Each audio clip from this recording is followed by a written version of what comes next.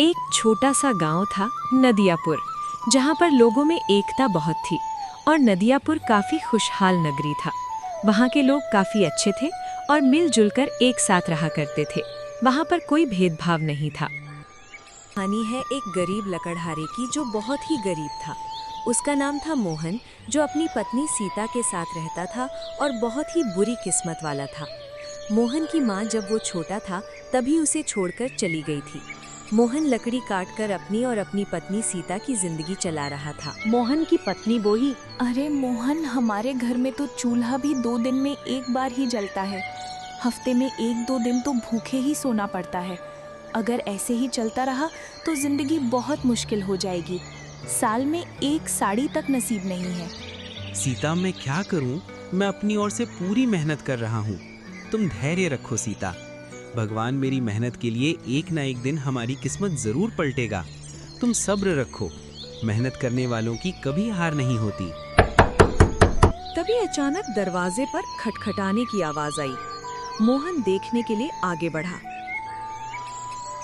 मोहन जब घर के बाहर आया तो वहाँ पर सेठ जी आया हुआ था।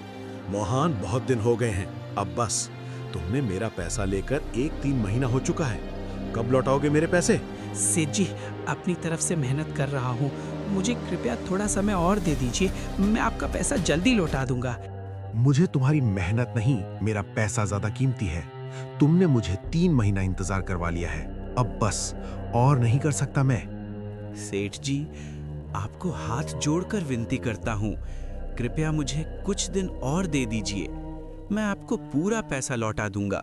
बस थोड़ा और समय दे दीजिए। ठीक है, तुम इतना कह रहे हो तो मैं तुम्हें बस 5 दिन ही दूंगा। अगर तुमने 5 दिन में मेरे पैसे नहीं लौटाए तो मैं तुम्हारा घर कब्जे में ले लूंगा। मुझे तुमसे नहीं, मुझे सिर्फ अपने पैसों से मतलब है। इतना कहकर सेठ जी वहाँ से निकल जाते हैं।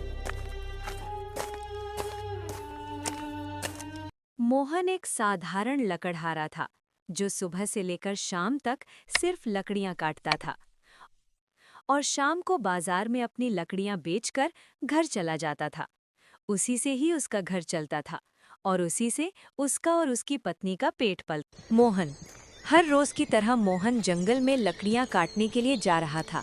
उसके हाथ में एक कुल्हाड़ी थी जो कि उसकी जान से भी प्यारी थी, क्योंकि उसी से उसका घर चलता था।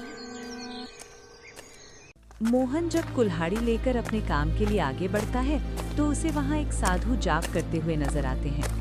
मोहन कुछ देर तक हैरानी में उनके मुख को ही देखता रहता है। तभी ऋषि मुनि मोहन को देखकर कहते हैं, बेटा, तुम कौन हो? बहुत चिंतित लग रहे हो। क्या हुआ है? मुझे बताओ, मैं तुम्हारी समस्या का हल करने की कोशिश करूंगा। कहो बेटा, क्या हुआ है? बाबा, घर में बहुत गरीबी आ चुकी है। घर का चूल्हा भी 2 दिन में एक बार जलता है। घर में पैसे भी लगभग खत्म हो चुके हैं। बस गिने चुने सिक्के ही बचे हैं और ऊपर से मेरे ऊपर बहुत सारा कर्ज भी आ चुका है। पता नहीं मेरे बीवी बच्चों का क्या होगा। बेटा, अगर तुम मेरी एक इच्छा पूरी करोगे तो मैं तुम्हारी मदद कर सकता हूँ। तुम्हें मुझे एक वक्त का भोजन देना होगा और कुछ पैसे भी अगर तुम मुझे दोगे तो मैं तुम्हारी सहायता कर सकता हूँ। बाबा, मैंने भी सुबह से कुछ नहीं खाया है।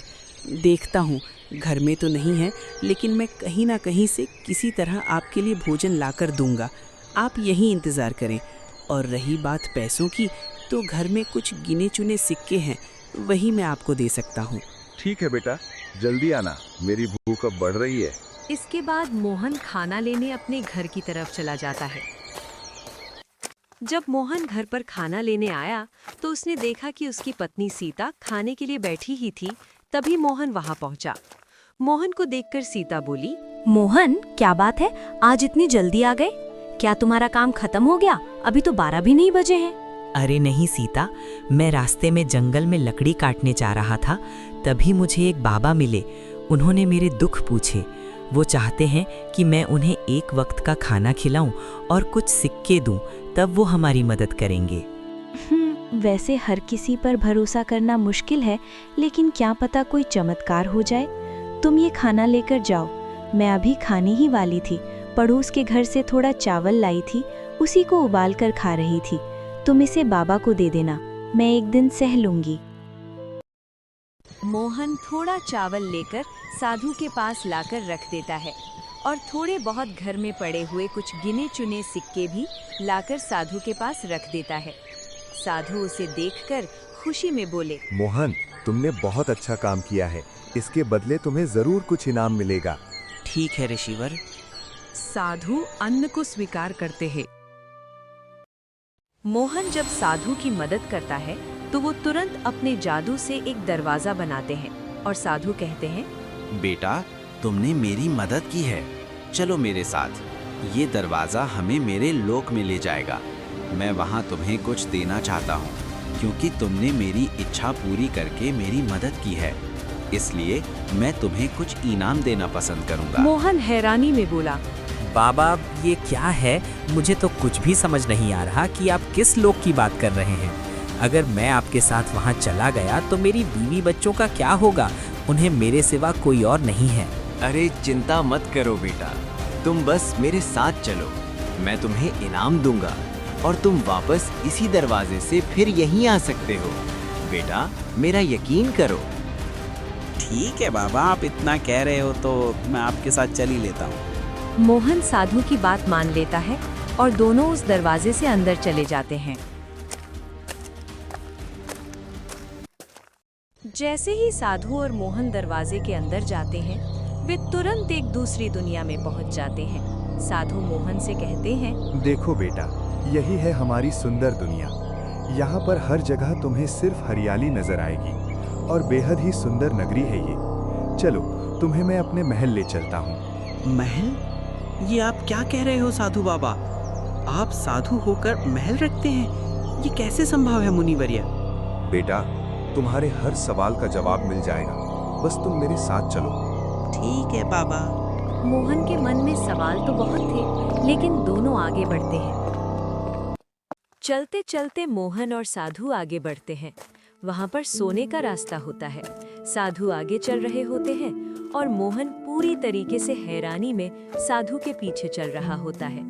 वो हैरान तो था, मगर चुप होकर साधु का पीछा करता है।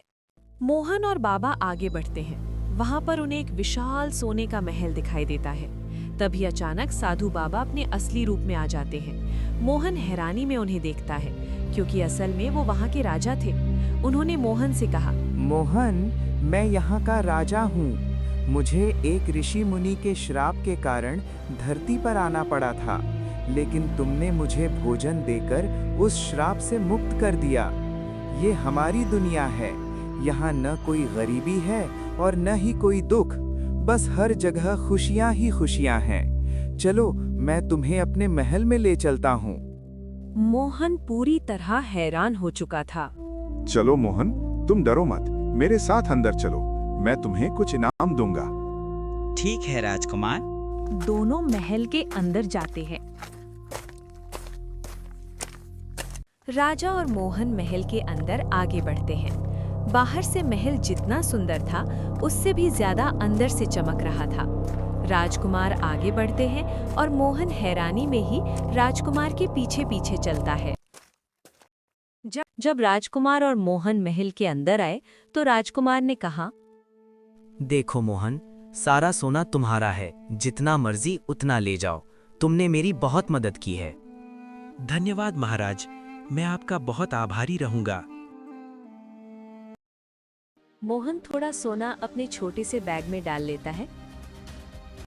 मोहन अपने एक छोटे से बैग में सोना डालकर महल से बाहर निकलता है और राजा उसे उस दरवाजे तक छोड़ने के लिए उसके साथ आता है। दोनों महल के बाहर आते हैं और फिर उस जादुई दरवाजे की तरफ बढ़ने लगते हैं। राजा मोहन से कहता है, जल्दी चलो मोहन, हमारे पास ज्यादा समय नहीं है, वरना वो दरवाजा बंद हो जाएगा और तुम हमेशा के लिए यहीं फंस जाओगे।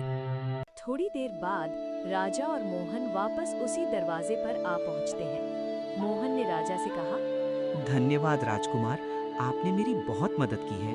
मैं आपको कितना भी धन्यवाद करूं कम है। आपने तो मेरी जिंदगी बदल दी। राजा मुस्कुराकर बोले, मोहन, असल में मुझे तुम्हें धन्यवाद कहना चाहिए, क्योंकि तुमने ही मुझे श्राप से मुक्त कराया है। चलो, अब समय बीत रहा है, वरना दरवाजा बंद हो जाएगा। ठीक है, फिर से आपका शुक्रिया। इतना कहकर मोहन दोबारा उस जादुई दरवाजे के अंदर चला जाता है।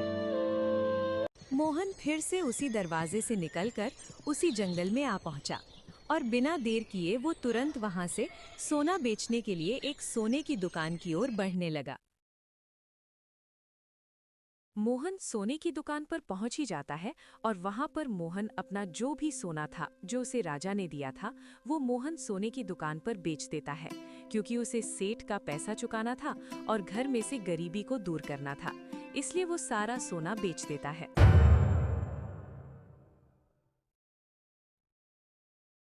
मोहन तुरंत सेठ के घर जाता है और एक बैग में पैसा डालकर सेठ को दे देता है।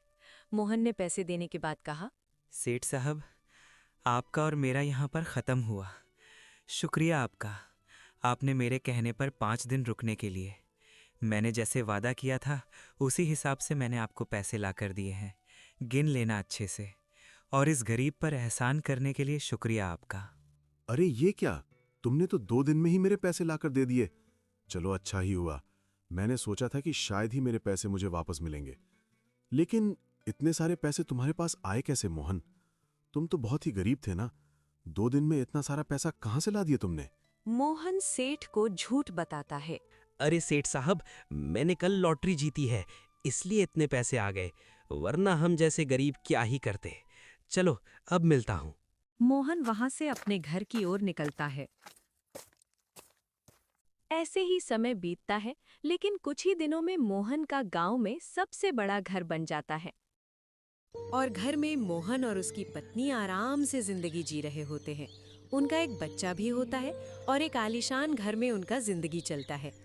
मोहन की पत्नी ने मोहन से कहा, मोहन, हमारे अच्छे दिन अब शुरू हो गए लगता है। कल तक एक वक्त की रोटी भी नसीब नहीं होती थी और 2 दिन में एक बार चूल्हा जलता था, लेकिन आज तो देखो, चाहो तो पूरा गांव हमारा हो सकता है। शुक्र उस साधु महाराज का जिन्होंने हमारे लिए इतना कुछ किया। हम उनके लिए हमेशा आभारी रहेंगे। हाँ सीता, समय तो पूरा बदल चुका है हमारा। मैं भी हमेशा उन ऋषिवर्य का शुक्रगुजार रहूंगा। एक वक्त के खाने देने के लिए उन्होंने हमारे लिए इतना कुछ किया। ऐसे ही मोहन और उसकी पत्नी जिंदगी चलाते हैं, क्योंकि दोस्तों, हमें मेहनत करते रहना चाहिए। आज नहीं तो एक न एक दिन किस्मत बदल ही जाती है, जैसा मोहन के साथ हुआ। धन्यवाद।